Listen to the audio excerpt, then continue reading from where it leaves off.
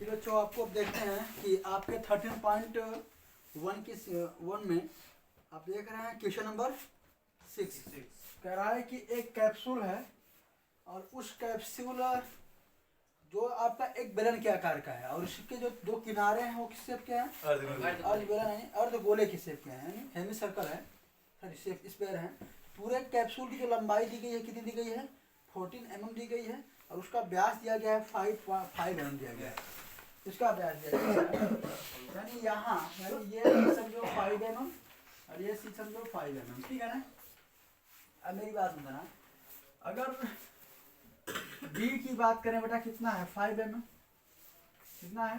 5 mm। इसका आर कितना हो जाएगा? 2.5 mm। 5/2 mm यानी 2.5 mm, ठीक है।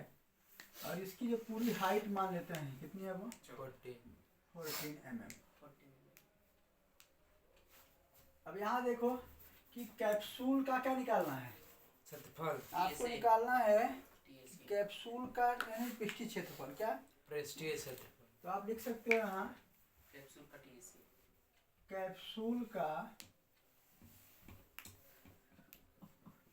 TSA बराबर, ध्यान देना, आप क्या लिखोगे देखना होगा।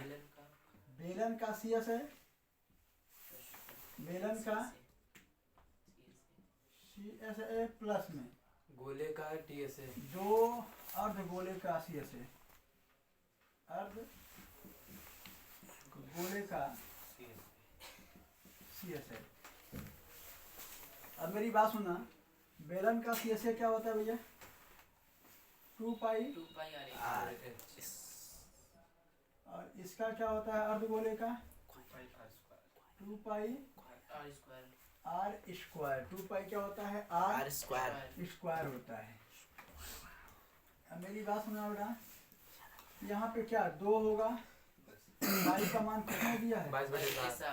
22/7। R का मान 5/2। H का मान कितना? 14। नो H का मान कितना होगा भाई? यहाँ देखो भैया, बेलन के यानी बेलन की ऊंचाई, बेलन की अगर मैं बेलन की, हाँ भाई, बेलन की ऊंचाई की अगर बात करूँ, बेलन की अगर ऊंचाई की बात की जाए बेटा तो स्मॉल एच की बात करोगे तो कैपिटल एच में से ध्यान देना बेटा, इसका आधा रेडियस और इसका रेडियस कितना है? 5/2 कितना है? 5/2। तो 5/2 5/2 क्या?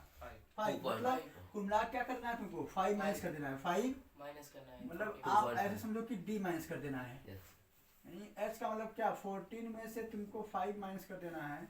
2.5 माइनस 2.5 2.5 दोनों माइनस होगा यार। क्या शुरुआत में तुम्हारा ही ना है लंबवत में? हटिए भाई नहीं है, 2.5 पे 2.5 मतलब तुम्हारी समझो 2.5 ही हो गया, इसका भी 2.5 ही हो गया। अब बताओ कितना माइनस करना होगा? 5 करना होगा। वही तुम्हारा D दिया है तो 5 कितना आ जाएगा? 9 mm। क्या आ जाएगा तुम्हारा? अब यहाँ रखो भैया 9 mm। क्या रखो?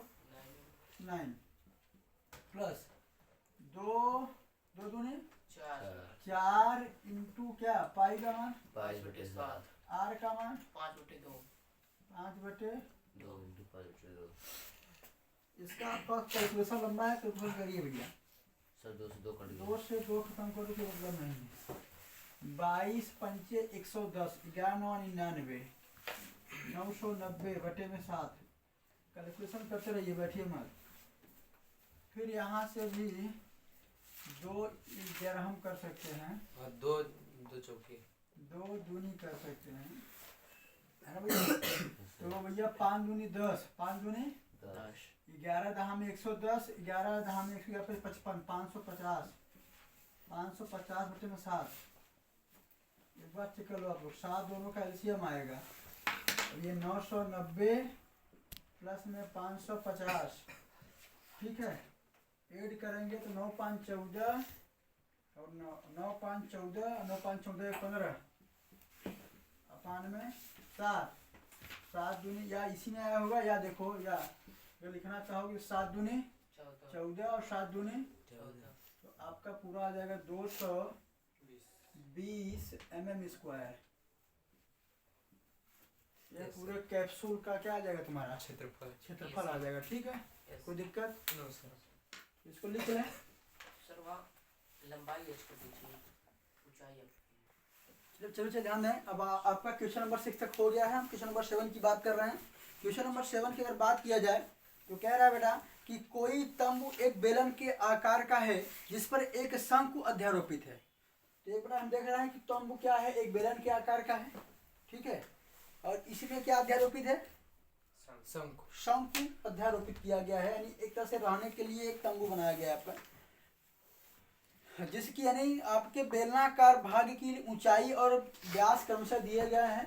व्यास आपका 4 दिया गया है, ऊंचाई आपका 2.8 दिया गया है, सॉरी 2.1 दिया गया है, और कह रहा है कि शंकु की तिर्यक ऊंचाई 2.8 मीटर है। तो इस तंबू को बनाने में प्रयुक्त कैनवास का क्षेत्रफल यानी पूरे इसका क्षेत्रफल निकालना है, ज्ञात कीजिए। साथ ही कह रहा है कि 500 रुपये प्रति मीटर स्क्वायर की दर से इसमें प्रयुक्त कैनवास की लागत क्या होगी, यानी 1 मीटर स्क्वायर का क्षेत्रफल 500 रुपये है, तो इस पूरे का लागत कितना हो जाएगा। पहले आप इसका एरिया निकाल लीजिए, 500 से मल्टीप्लाई कर दीजिए। फिर कह रहा है कि ध्यान दीजिएगा कि तंबू के आधार को कैनवास से नहीं ढका जा सकता, ठीक है, तंबू के आधार को कैनवास से, ठीक है, यहाँ लिखा जा रहा है। अब मेरी बात सुनना, पहली चीज तो आप ये देखो बच्चा कि अगर मैं किसकी बात कर लूं, बेलन, किसकी बात कर लूं, बेलन। सिलेंडर की बात कर लूं, तो बेलन का एच कितना दिया है, बेलन का 2.1 2.1 मीटर, और बेलन का आर कितना होगा, कितना लिखा हो? बेलन का आर हो जाएगा 2/4 है डायमीटर ना, यस सर। तो आर कितना हो जाएगा, 2 है, कितना हो जाएगा, 2 हाँ, देखिए किताब नहीं है क्या, थोड़ा बड़ा। चलिए ध्यान देखिए। उसके बाद ध्यान दीजिएगा, अगर मैं शंकु की बात करूं, क्या करूं बेटा, शंकु की बात करूं, तो शंकु का अगर इसमें क्या देखें, एल क्या देखें बेटा, तो 2 पॉइंट कितना दिया है बेटा, 8। एल का मतलब क्या बेटा, स्लैंट हाइट दिया, क्या दिया है, Slant स्लैंट height हाइट दिया गया है।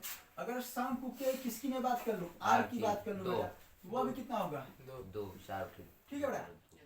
अब बेटा सुना, आपको निकालना क्या है, कैनवास का क्षेत्रफल, क्या निकालना बेटा, कैनवास का क्षेत्रफल। तो कैनवास का क्षेत्रफल अगर आपको निकालना है, कैनवास का टीएसए या क्षेत्रफल लिख लो, जो भी, क्योंकि कैनवास हो गया, कोई दिक्कत नहीं है। बेलन आपको पता है कि नहीं कि नाउन में कोई दिक्कत नहीं होगा, नाउन के प्रोनाउंसिएशन से आपके ग्रामर में कोई इफेक्ट नहीं पड़ता। तो ये हमारा मैथ है आपका यार, है कि नहीं, तो नाउन का कोई इफेक्ट नहीं पड़ता, ग्रामर चाहे ग्रामर में देख लो और चाहे आप ऐसे देख लो भाई, ये तो मैथ है हमारा। चलो भाई ठीक है, कैनवास का अगर क्षेत्रफल में बात कर लूँ तो बराबर रखना बेटा, क्या होगा, बेलन का सीएस है, बेलन का सीएस है,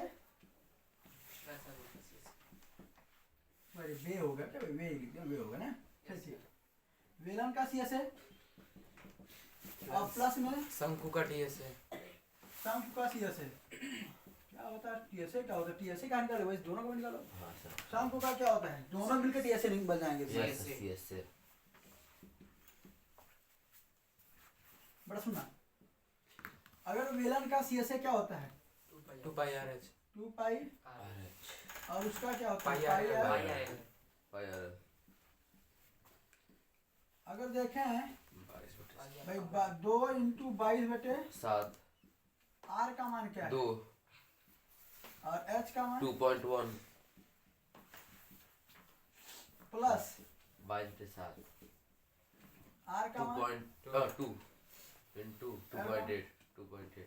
देखो भैया मेरी बात सुनना, मेरी बात सुनना, अगर आप चाहो तो इसको पॉइंट खत्म करके 10 कर लो, पॉइंट खत्म करके 10। और कुछ बहुत सारे ऐसे होंगे डायरेक्टली कट कर देंगे, 7 के कई 0.3 कर देंगे और 0.4 कर देंगे यहाँ, चल ठीक है, बस छोड़िए इसको।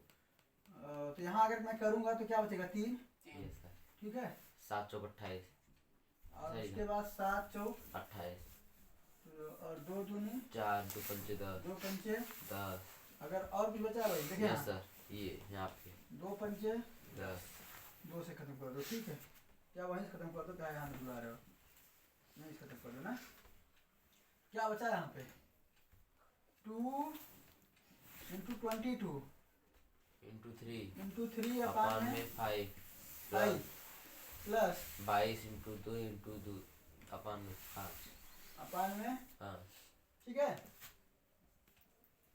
अगर मैं आगे देखना बेटा, आगे देखना क्या है, 22 गुना 44 22 गुना 44 44 और 44 ही यहाँ 132 132 बटे कितना 5 प्लस 88 22 को 88 बटे 8 कितना आ जाएगा भैया 8 2 10 8 3 11 1 12 और यहाँ रहेगा दो। क्या 1 1 2 अगर इसको सॉल्व करना चाहो तो 5 चौको 20 पाँच 5 चौको को 20 तो 4 into 5 44 4 into 5 44 आपका क्या आ जाएगा इसका यह एरिया आपका आएगा क्या आ गया बेटा एरिया। मीटर में है yes Yes, sir. Sir square यह आपके कैनवास का एरिया आ गया कैनवास का एरिया पहले इतना लिखो आप लोग ठीक है पहले इतना लिखो कैनवास का यह क्या आ गया है एरिया आ गया है तब आगे आ जाओ